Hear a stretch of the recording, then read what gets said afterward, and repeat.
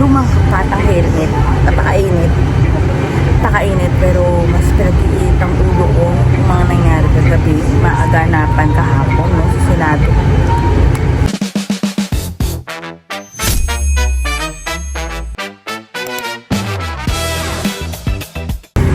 Nakakaloka lang talaga.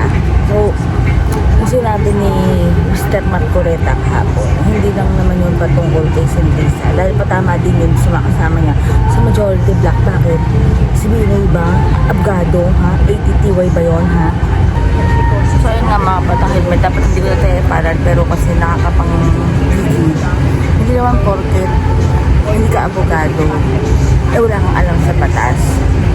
Meron ng hindi abogado pero mas maalam pa sa batas. So nakakaloka lang talaga tong mga statement ni Mr. Marcoreta. Ang masabi ko lang talaga, baka kailangan niyang ayusin yung pilukan niya kasi nadidiskaril na no?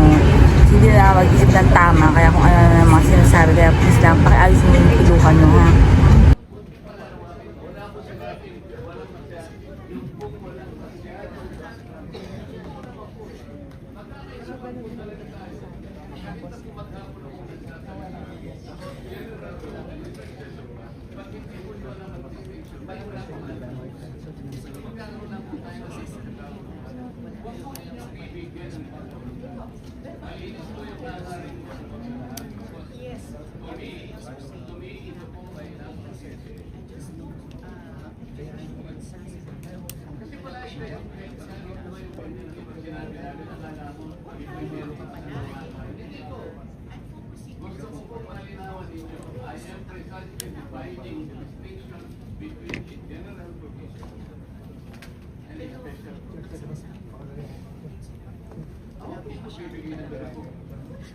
Pinipilit ko ipaliwanag po sa abot ng aking kakayang may paliwanag sa English and ng Philippine. We understand the distinction between the two.